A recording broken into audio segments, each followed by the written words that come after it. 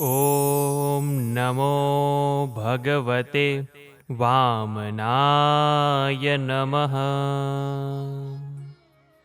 નમસ્કાર મિત્રો, જય શ્રી કૃષ્ણ. સ્વાગત છે ફરી એક વખત આપનું આપણી યુટ્યુબ ચેનલ ભક્તિ કીર્તન સંગ્રહમાં. મિત્રો, આજના આ વિડીયોમાં આપણે ભગવાન શ્રી વિષ્ણુએ બલિરાજા પાસેથી 3 લોકનું રાજ્ય છીનવા માટે જે વામન અવતાર ધારણ કર્યો હતો તેની કથા સાંભળવાના છીએ. અને એટલા માટે આપણે ત્યાં ભાદરવા સુદ બારસના દિવસે વામન જયંતી ઉજવવામાં આવે છે કે જેને વામન દ્વાદશીના નામથી પણ ઓળખવામાં આવે છે.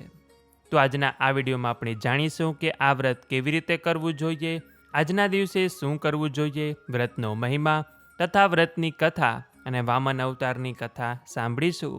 તો અંત સુધી મારી સાથે જોડાયેલા રહેજો. વિડીયો પસંદ આવે તો લાઈક કરજો, શેર કરજો. અમારી ચેનલમાં નવા હોય તો સબસ્ક્રાઈબ કરવાનું ભૂલતા નહીં કે જેથી કરીને આવા જ અવનવા વિડીયો આપ સૌ લોકોને મળતા રહે. મિત્રો, ભાદરવા મહિનાની શુક્લ પક્ષની 12ની તિથિએ વામન દ્વાદશી ઉજવવામાં આવે છે. ભાગવત મહાપુરાણ અનુસાર ત્રેતાયુગમાં ભગવાન વિષ્ણુ વામન અવતાર લઈને દેવમાતા અદિતિના ગર્ભથી પ્રગટ થયા હતા અને એમના પ્રાગટ્યના દિવસને આપણે વામન જયંતી તરીકે ઉજવીએ છીએ. ભગવાન વિષ્ણુના મુખ્ય કુલ 10 અવતાર છે કે જેમાં મત્સ્ય અવતાર, કુર્મ અવતાર, વરાહ અવતાર, નૃષિ અવતાર, વામન અવતાર, પરશુરામ અવતાર, રામ અવતાર, કૃષ્ણ અવતાર, બુદ્ધ અવતાર અને 10મો છે કલ્કી અવતાર. અને આવી રીતે 5મો અવતાર એટલે કે વામન રૂપે મનુષ્ય બનીને પ્રગટ થયા હતા. પરમ જ્ઞાની બ્રાહ્મણ બાળક, નાનું કદ, સાદા વસ્ત્રો, માથે શિખા, યજ્ઞોપવિત, હાથમાં છત્રી અને લાકડાનું પાત્ર એવો દિવ્ય અને પ્રભાવશાળી વેશ એમને ધારણ કર્યો હતો અને સર્વે દેવોની સમસ્યા ઉકેલવા સ્વર્ગ અને પૃથ્વીનું રાજ્ય પાછું મેળવ્યું હતું. માટે એવું માનવામાં આવે છે કે આ વામન જયંતીના દિવસે ભગવાન વામન અથવા તો વિષ્ણુ ભગવાનની પૂજા કરવાથી અધૂરા કાર્યો અને સર્વે મનોકામના પૂર્ણ થાય છે. આપણા શાસ્ત્રોમાં તેમની પૂજા અને વ્રત કરવાના વિધાન પણ બતાવ્યા છે. આ દિવસે વહેલી સવારે ઉઠી નાહી ધોઈ નિત્યકર્મ કરીને તુલસી પૂજન કરીને જો શક્ય હોય તો ભગવાન વામનની માટીની મૂર્તિ બનાવવાની અથવા વામન ભગવાનની ધાતુની મૂર્તિની સ્થાપના કરવાની, ફોટો હોય તો તે પણ ચાલે, અથવા લક્ષ્મીનારાયણનું પણ પૂજન કરી શકાય. ભગવાનને પંચામૃત અને શુદ્ધ જળથી સ્નાન કરાવવાનું, પીળા વસ્ત્રો પહેરાવાના, પીળા ફૂલ અર્પણ કરવાના, પીળા ફળ ધરાવવાના અને નૈવેદ્ય અર્પણ કરી પૂજા આરતી કરવામાં આવે છે. શક્ય હોય તો આજનો આખો દિવસ ઉપવાસ કરવો અને આગલે દિવસે જો એકાદશીનું વ્રત કર્યું હોય, ઉપવાસ ન થાય તો આપ એકટાણું પણ કરી શકો છો. દિવસમાં જ્યારે પણ સમય મળે છે ત્યારે વામન ભગવાનની કથાનું શ્રવણ વાંચન કરવાનું. એટલે કે વામન દ્વાદશીનું વ્રત બારસના દિવસે સવારે સૂર્યોદયથી તેરસની સવારે સૂર્યોદય સુધી રાખવામાં આવે છે. કુલ 1 દિવસનું આ વ્રત હોય છે. આજના દિવસે ખાસ કરીને નાના બાળકોને વામન રૂપ ગણી બટુક ભોજન કરાવવામાં આવે છે તથા તેમને ધોતિયું, ઉપવસ્ત્ર અને ઉપયોગી વસ્તુ તેવી ભેટમાં પણ આપવામાં આવે છે. સાથે આપ આજના દિવસે બ્રાહ્મણોને પણ જમાડી શકો છો. આ ઉપરાંત વામન દ્વાદશીના દિવસે ચોખા, દહીં અને મિશ્રીનો પ્રસાદ આપવામાં આવે છે તથા ઓમ નમો ભગવતે વાસુદેવાય એ મંત્રનો જાપ કરવો. વામન જયંતીના દિવસે શ્રવણ નક્ષત્ર હોવાથી આ દિવસે કરેલા કાર્યો, કરેલા વ્રતનું શુભ ફળની પ્રાપ્તિ થાય છે. આમ જોવા જઈએ તો ભાદરવા સુદ એકાદશીને વામન એકાદશીના નામથી પણ ઓળખવામાં આવે છે. તો આ રીતે વામન દ્વાદશી એટલે કે વામન જયંતી વ્રતનો મહિમા છે તથા વ્રતની વિધિ આપણે જાણી. હવે આપણે વામન અવતારની કથા સાંભળીશું કે જેના વગર આ વ્રત અધૂરું હોય છે. જે લોકો વ્રત નથી કરતા ને માત્ર આ વામન જયંતીની કથા વાર્તા માત્ર સાંભળે છે તે પણ વ્રતનું પુણ્યફળ મેળવવાને અધિકારી બની જાય છે. તો આવો વામન ભગવાનનું મનમાં ધ્યાન ધારણ કરીને આપણે આ કથાની શરૂઆત કરીએ. ઓમ નમો ભગવતે વામનાય નમઃ. બોલીએ શ્રી વામન ભગવાન કી જય. ભગવાન શ્રી કૃષ્ણે યુધિષ્ઠિરને કહે છે કે હે યુધિષ્ઠિર, આ વામન જયંતીનું ઉત્તમ વ્રત પાપોનો નાશ કરનારું છે. શુભ ગતિની ઈચ્છાવાળા પુરુષ વામન જયંતીનું વ્રત કરવું જોઈએ. ભાદરવા સુદ 12ના દિવસે વામનજીની પૂજા કરવાની, નારાયણની પૂજા કરવાની. એ પછી કૃષ્ણ ભગવાન યુધિષ્ઠિરને કહે છે કે એક સમયની વાત છે કે જ્યારે પ્રહલાદના પૌત્ર અસુરરાજ બલિએ તપ અને શક્તિઓના બળે પૃથ્વી અને સ્વર્ગ પર વિજય મેળવ્યો હતો. ઇન્દ્ર સહિત સૌ દેવો હતાશ થયા અને તેમની માતા અદિતિ પાસે ગયા હતા. પુત્રોની વ્યથા જોઈ માતા અદિતિએ ભગવાન વિષ્ણુને પ્રાર્થના કરી, પરંતુ બલિરાજા ભગવાન વિષ્ણુનો પરમ ભક્ત હતો, એટલે ભગવાન વિષ્ણુ તેની સાથે યુદ્ધ કરીને તેને મારી પણ શકતા ન હતા.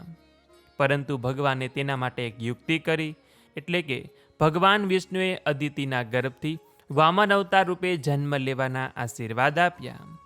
ભાદરવા શુક્લ 12ના દિવસે ભગવાન વિષ્ણુએ વામન અવતાર ધારણ કર્યો. નાનું કદ પણ અપાર બ્રહ્મજ્ઞાન સાથે તેજસ્વી બાળક સ્વરૂપે તેઓ પ્રગટ થયા. સર્વદેવોએ તેમને અઢળક આશીર્વાદ અને છત્ર, લાકડી, લાકડાનું પાત્ર વગેરે વસ્તુઓ ભેટ આપી. સૌના કલ્યાણ માટે વામન ભગવાન રાજા બલિને મળવા નીકળ્યા. ગંગા નદીના કિનારે રાજા બલિ યજ્ઞ કરી રહ્યા હતા. મહાદાની તરીકે ઓળખાતા બલિરાજા પાસે આ પ્રાસંગિક દાન લેવા માટે ઘણા બ્રાહ્મણો પણ હાજર હતા. ક્યાંક ને ક્યાંક બલિરાજાને પણ દાની હોવાનું અભિમાન હતું.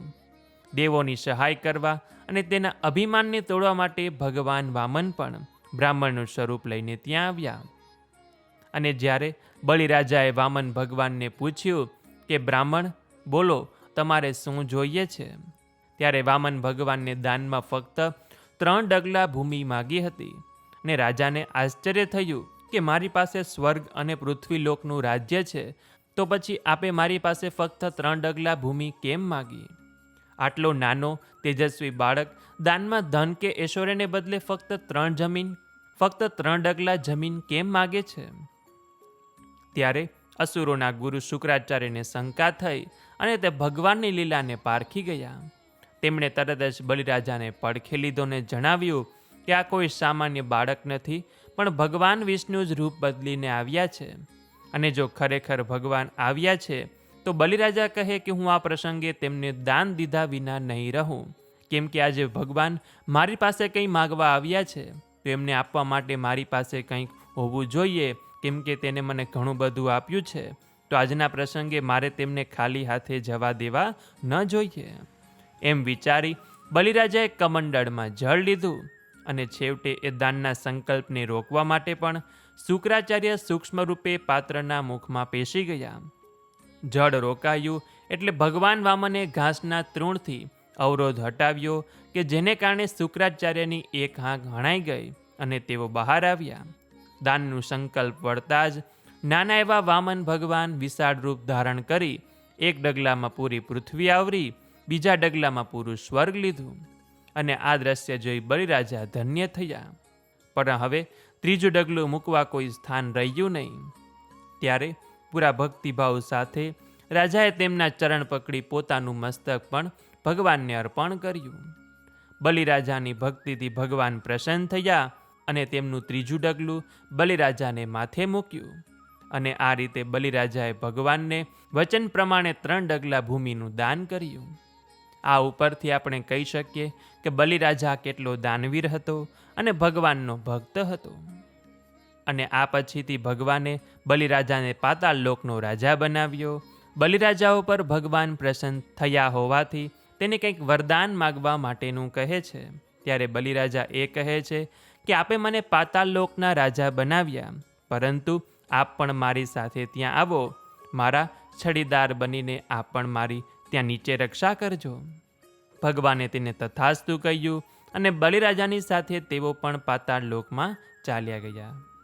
કહેવાય છે કે જે માણસ આ પાપને હરનારી આ ઉત્તમ કથાનો પાઠ કરે છે, કથા સાંભળે છે, તેને 1000 અશ્વમેઘ યજ્ઞનું ફળ મળે છે. તો આ રીતે વામન દ્વાદશી, વામન જયંતીની કથા છે, વામન અવતારની કથા છે કે જે આપણે સૌ લોકોએ સાંભળી. તો બોલીએ વામન ભગવાન કી જય, શ્રી વિષ્ણુ ભગવાન કી જય. તો મિત્રો, આજના આ વિડીયોમાં આપણે વામન દ્વાદશી વામન જયંતીની કથા સાંભળી. આશા છે કે આપ સૌ લોકોએ પણ મારી સાથે સાંભળી હશે. અને આવી જ રીતે નિત્ય આપણે અનેક વ્રતની કથા વાર્તા સાંભળીશું. તથા હમણાં શ્રાદ્ધ પક્ષ પણ શરૂ થાય છે કે જેમાં આપણે નિત્ય ગરુડ પુરાણના અધ્યાય પણ સાંભળવાના છીએ. તો આપ સૌ લોકો મારી સાથે સાંભળશો એવી અમે આશા રાખીએ છીએ. તો આ વિડીયો પસંદ આવ્યો હોય તો લાઈક કરજો, તમારા મિત્રોને મોકલજો. અમારી ચેનલમાં નવા હોય તો સબસ્ક્રાઈબ કરવાનું ભૂલતા નહીં કે જેથી કરીને આવા જ અવનવા વિડીયો આપ સૌ લોકોને મળતા રહે. તો આ સાથે હવે મને રજા આપો, મળીશું ફરીથી એક નવા વિડીયોમાં. ત્યાં સુધી આપ સૌ લોકોને અમારી ચેનલના જય શ્રી કૃષ્ણ. ધન્યવાદ. મારી સાથે જોડાઈ રહેવા બદલ આપ સૌ લોકોનો ખૂબ ખૂબ આભાર.